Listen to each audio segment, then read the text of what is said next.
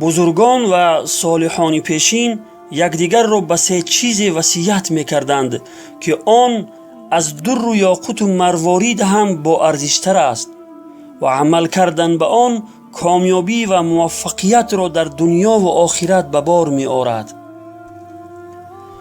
وصیت اول: کسی که میان خود و خدا را اصلاح کند، خداوند میان او و مردم را اصلاح می کند. یعنی در پنهانی و آشکارا هر کاری که انجام می دهد اولا رضای پروردگار را مد نظر گیرد که اگر در آن رضای خداوند باشد انجام دهد و اگر نباشد بلکه در آن رضای شیطان باشد از آن بپرهیزد. در نتیجه رحمت و مهربانی خداوند شامل حال چنین کسی می شود و خداوند رابطه او را با مردم سامان می بخشد. یعنی الله تعالی چنان می کند که مردم با رفتار نیکو و اخلاق پسندیده با او رفتار می کنند و در پی کمک و مدد او می شوند. وصیت دوم: هر کس حالت پنهانی خود را اصلاح نماید، خداوند حالت آشکاری وی را اصلاح می کند. یعنی کسی که در حالت تنهایی و پنهانی که کسی وی را نمی بیند و انجام گناه خیلی آسان است، در چنین حالت اگر از گناهان خودداری کرده خود را اصلاح نماید، خداوند حالت آشکاری وی را اصلاح می کند. چون که ظاهر خود را اصلاح کردن خیلی آسان است.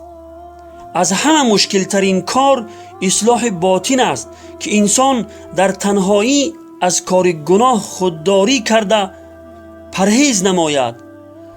بسیار انسان‌هایی است که بظاهر خیلی انسان‌های خوب و صالح و پرهیزگار می نمایند، ولی چون به خلوت می روند آن کار دیگر می کنند. وصیت سوم: شخصی که کارهای آخرت را مهم و ضروری بشمارد، خداوند کارهای مهم دنیا و آخرتش را کفایت می کند. یعنی انسان اگر به خاطر کاروبار دنیا نماز و روزه و دیگر کارهای آخرت را ترک نکند، خداوند مهمترین کارهای دنیا و آخرتش را کفایت می کند. بسیاری از ما و شما به خاطر کاروبار دنیا نماز و روزه و دیگر کارهای آخرت را ترک می کنیم. حتی به گناه دست می زنیم و پروایی هم نداریم. برادران و خواهران عزیز، این سه وصیت مهم را خوب به یاد داشته باشید و به آن عمل نمایید تا خداوند ظاهر و باطن و دنیا و آخرت شما را به صلاح آورد و کامیابی و رستگاری و موفقیت را نصیب گرداند.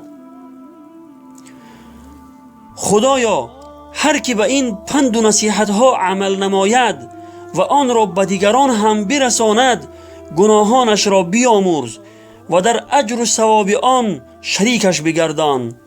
آمین یا رب العالمین.